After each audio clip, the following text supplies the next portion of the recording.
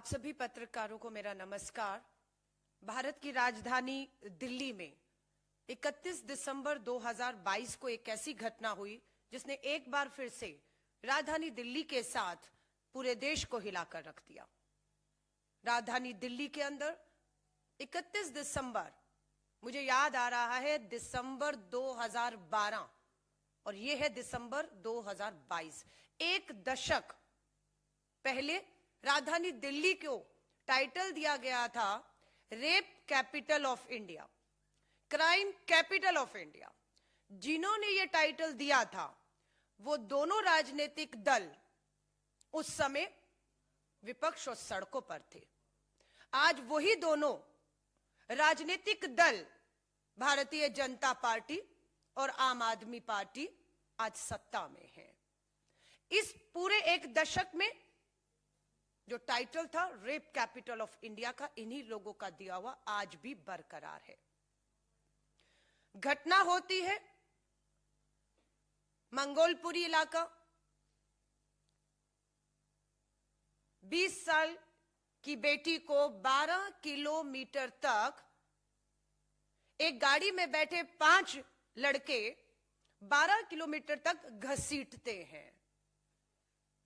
उसके कपड़े, उसके शरीर की खाल पूरी तरह उतर जाती है और उस लड़की को तब तक घसीटा गया जब तक उस लड़की ने दम नहीं तोड़ दिया। अगर मैं सिर्फ पिछले एक हफ्ते की आपसे बात करूं तो राजधानी दिल्ली के द्वारका में 14 दिसंबर को स्कूल से आ रही एक बच्ची के ऊपर एसिड अटैक होता है। दावा किया जाता है कि दिल्ली में पुलिस सतर्क है और एसिड की, तेजाब की खुली बिक्री बंद है, लेकिन इन दोनों दावों की पोल खुली जब द्वारका में एक स्कूल से आती बच्ची के ऊपर एसिड फेंका जाता है।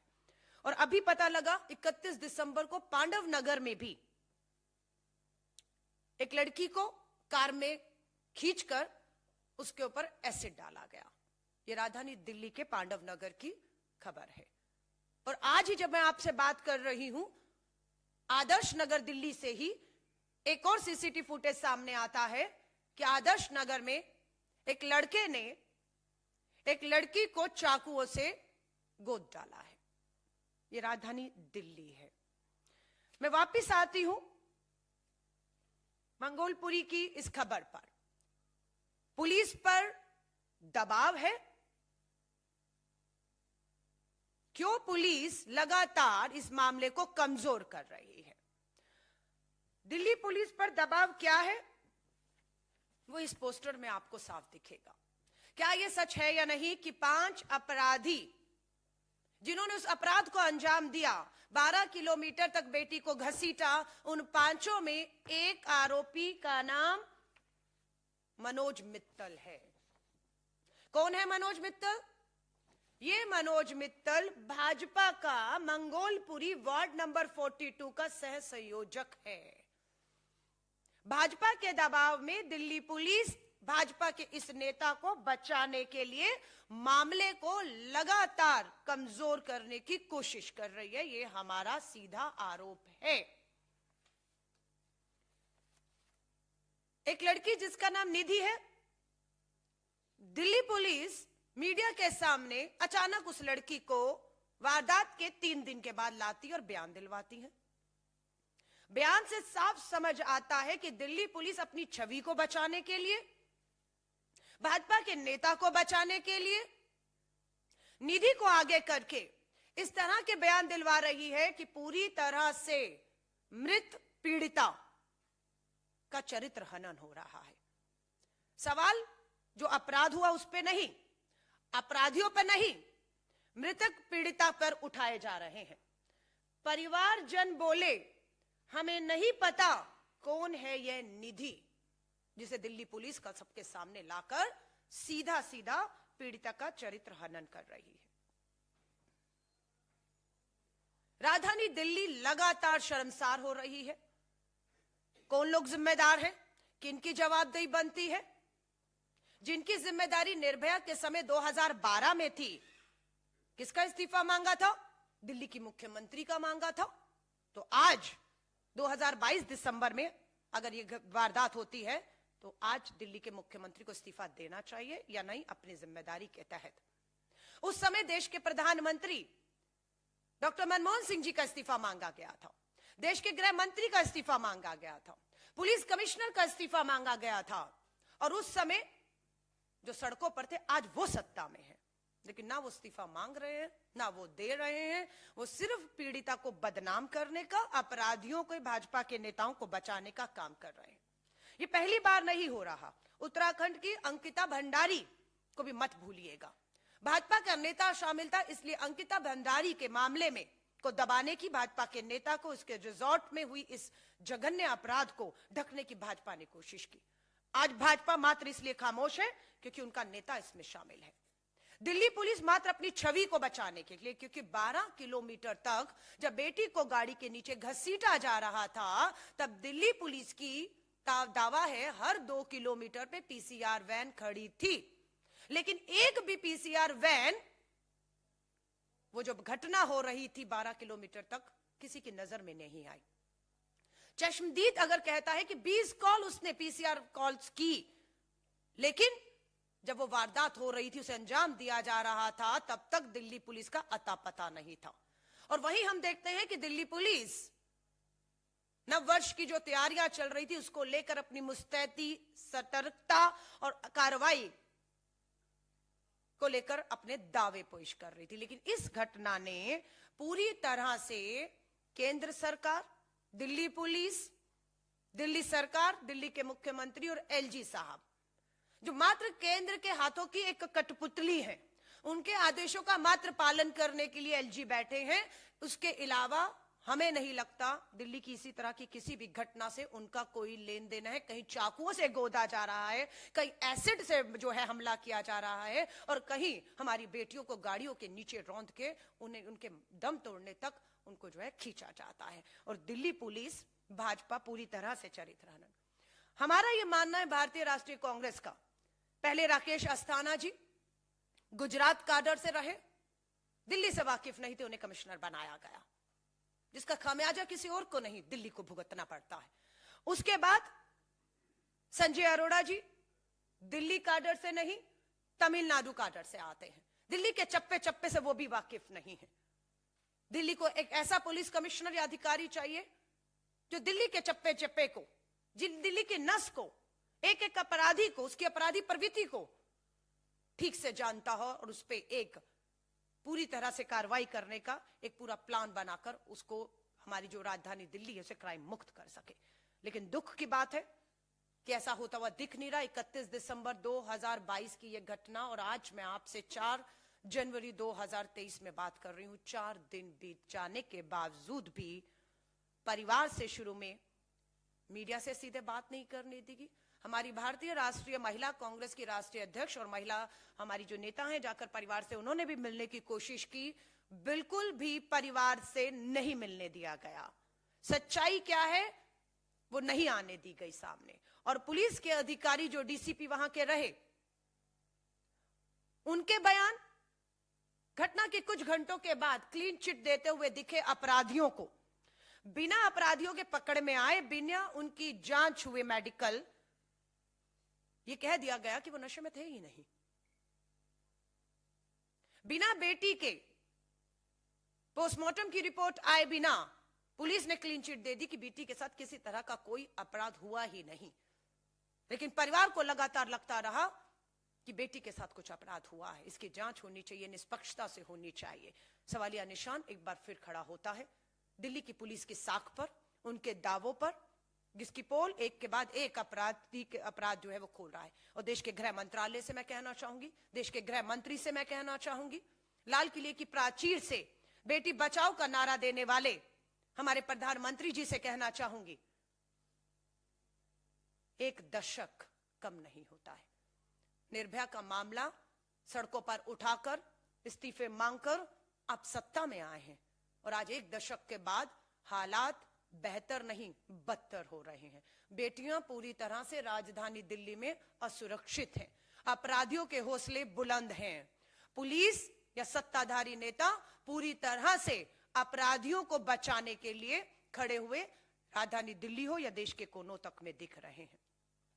हम ये मांग करते हैं कि पीड़िता के परिवार को पूरी तरह से, जिस तरह की भी उनकी मांग हो, उनकी मांगों को मानते हुए इस जांच को तुरंत पूरी तरह से निष्पक्षता से, बिना किसी दबाव के पूरा करके अपराधियों को फास्ट ट्रैक कोर्ट के तहत मात्र 3 महीने के अंदर अगर आपकी नियत है, सीसीटीवी फुटेज है, पोस्टमार्टम रिपोर्ट है, अपराधी आरोपियों की मेडिकल रिपोर्ट है, गवाह आपके पास चश्मदीद सब है, सब कुछ होने के बाद मुझे नहीं लगता अब समय लगना चाहिए, एक उदाहरण बनना चाहिए इस मामले को और फास्ट ट्रैक कोर्ट में सुनवाई करके 3 महीने के अंदर इस सुनवाई को पूरा करते हुए अपराधियों को, आरोपियों को दोषी साबित होते ही कानून के तहत सख्त से सख्त सजा दी जाए, ये भारतीय राष्ट्रीय कांग्रेस मांग करती है। और भारतीय राष्ट्रीय कांग्रेस पूरी तरह से पीड़िता के परिवार के साथ खड़ी है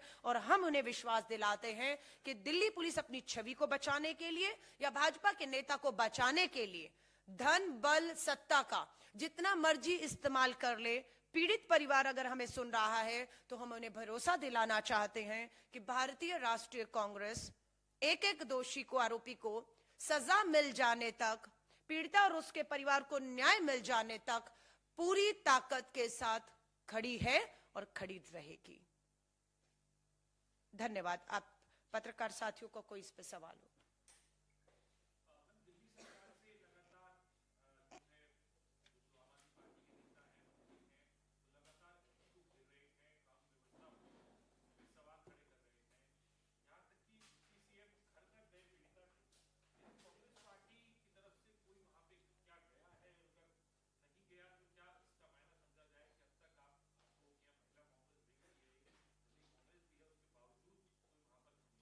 नहीं, मैं आपको साफ बता रही हूं, हमारी भारतीय राष्ट्रीय महिला कांग्रेस की राष्ट्रीय अध्यक्ष बिल्कुल वहां गई थी। पुलिस ने पूरे घर की घेराबंदी की हुई थी।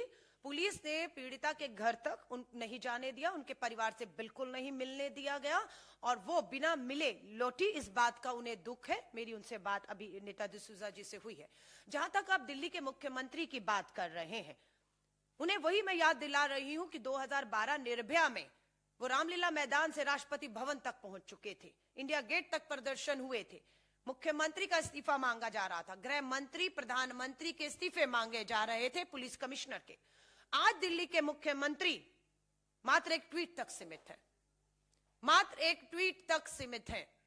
हर ट्वीट में हम न्याय दिलाएंगे, लेकिन पूछना चाहती हूं दिल्ली के मुख्यमंत्री, आज तक कितनी पीड़िता और उनके परिवारों को आपने न्याय दिलाया है? सच्चाई तो यह है कि दिल्ली में जो फास्ट ट्रैक कोर्ट जितने होने चाहिए थे, जितने मामले उनकी सुनवाई के लिए, उतनी कोर्ट नहीं है दिल्ली के अंदर फास्ट ट्रैक जिसकी इंतजाम। और अगर वकील भी पीड़िता के परिवार को वकील देने की जरूरत है, आर्थिक मदद, वकील, कानूनी तौर पर और फास्ट ट्रैक कोर्ट, ये दिल्ली सरकार का काम है जिसे दिल्ली सरकार नहीं कर रही। और दिल्ली की बेटियां ये नहीं सुनना चाहती हैं दिल्ली के मुख्यमंत्री के मुंह से कि उनकी एलजी से नहीं बन रही है, उनकी देश की सरकार से नहीं बन रही, उनकी सुनी नहीं जा रही है। आपकी इस नूरा कुश्ती में दिल्ली के मुख्यमंत्री, दिल्ली के एलजी, देश के गृह मंत्री की नूरा कुश्ती में, लड़ाई झगड़ों में हमारी दिल्ली की बेटियां पिस रही हैं। हम ये नहीं सुनना चाहते हैं। मैं आपसे अगर छोटा सा उदाहरण देकर पूछूं कि आपके बच्चे को भूख लग रही है, वो आपसे रोटी मांग रहा है लगातार, आपके घर में आटा नहीं है, आप क्या करेंगे? बाहर जाके धरने पे बैठ जाएंगे या आटे की व्यवस्था करेंगे, अनाज की व्यवस्था करेंगे, अपने बच्चे को रोटी देंगे? दिल्ली का मुख्यमंत्री वही, बेटियों को सुरक्षा नहीं मिल रही, उन्हें दिल्ली की बेटियों को सुरक्षा देनी है, लेकिन वो क्या कर रहे हैं? उन दिल्ली की बेटियों को पूरी तरह सुरक्षित करने की बजाय वो धरना कर रहे हैं, प्रदर्शन कर रहे हैं, फोटो ऑफ हो रहा है कि हमारे विधायक कमिश्नर को जाकर मिलकर लेटर देकर गए, फोटो खिंचवाई, फोटो मीडिया में डाल रहे हैं। आप एलजी के घर के बाहर धरने में दे रहे हैं। दिल्ली का मुख्यमंत्री एलजी के घर के अंदर क्यों नहीं जाते हैं? एलजी के साथ बैठ के बात क्यों नहीं करते? दिल्ली के मुख्यमंत्री एलजी का हाथ पकड़कर देश के गृह मंत्री के पास गृह मंत्रालय क्यों नहीं जाते? दिल्ली पुलिस कमिश्नर को ये तीनों मिलकर तलब क्यों नहीं करते? क्यों किसी पर अभी तक कार्रवाई नहीं की हुई? कोई किसी को क्यों सस्पेंड नहीं किया गया? इतनी बड़ी वारदात दिल्ली राजधानी में 12 घंटों तक हुई और एक बेटी देखते देखते मौत के मुंह में चली गई और अभी भी पीड़िता का चरित्र हनन किया जा रहा है। वो कहां थी, किसके साथ थी, क्या पहना था, क्या खाया था, क्या पिया था? पूरी तरह अपराध से ध्यान भटकाने के लिए सच्चाई ये है कि बेटी को 12 किलोमीटर तक घसीटा गया और तब तक घसीटा गया जब तक उसकी मौत नहीं हो गई। और 5 के 5 आरोपी जो उस गाड़ी में थे, उन्हें इस बात की पूरी तरह पता था कि गाड़ी के नीचे 12 किलोमीटर तक एक इंसान जो है वो घसीटा जा रहा है और उसकी मौत होती है। उसके बाद उसको वहां से छुड़ाकर वो सुरक्षित अपनी गाड़ी को और अपने आप को एक स्थान पर पहुंचा देते हैं। और उसके बाद दिल्ली पुलिस का एक शर्मनाक गैर जिम्मेदाराना खेल शुरू होता है भाजपा के उस नेता को और अपनी छवि को बचाने के लिए, जो बिल्कुल निंदनीय, जिसे बर्दाश्त नहीं किया जाएगा।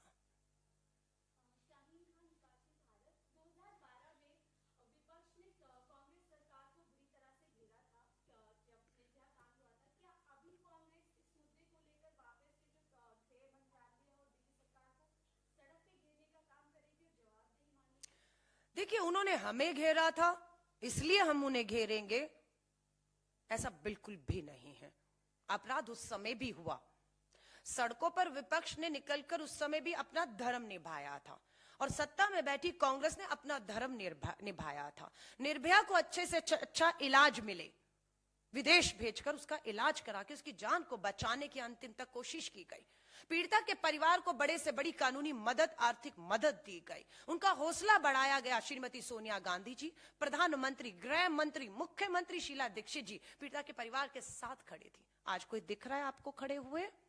अपराधियों के साथ खड़े दिख रहे हैं, पीड़िता का चरित्र हनन करते हुए दिख रहे हैं। हम इसलिए नहीं इस लड़ाई को लड़ रहे कि वो हमारी सरकार के समय खड़े थे, हम भी खड़े होंगे। नहीं, वो नहीं भी खड़े हुए होते तब भी ये मामला राजधानी दिल्ली का है, राजधानी दिल्ली की बेटियों का है, जहां पर देश चल रहा है, सरकारें बैठी हैं, प्रधानमंत्री, गृह मंत्री, पूरा देश यहां से चल रहा है। और यहां पर अगर बेटियां सुरक्षित नहीं है, एक दशक के बाद भी, निर्भया के बाद भी, तो ये गंभीर चिंता का विषय है। चिंतित होना होगा। सबसे बड़ी बात है, देश की महिला बाल विकास मंत्री का महिलाओं की सुरक्षा से कोई लेन देन नहीं है। उनको सिर्फ श्री राहुल गांधी जी पर हमला करने का विभाग सौंपा गया, उनका काम सिर्फ वही है। और दिल्ली की अगर मैं बात करूं, दुर्भाग्य है 8 महिला विधायक होने के बावजूद भी, सक्षम महिला विधायक हैं, एक भी महिला मंत्री, महिला बाल विभाग मंत्री भी एक पुरुष के अधीन चलाना अरविंद केजरीवाल जी की क्या मजबूरी है, मैं नहीं समझ पा रही हूं। सो ये दोनों की गंभीरता दिखाता है कि महिलाओं को लेकर, उनकी सुरक्षा को लेकर दोनों सरकारें, भाजपा और आम आदमी पार्टी, कितनी गंभीर है, यहीं से दिखता है। धन्यवाद आप सभी का।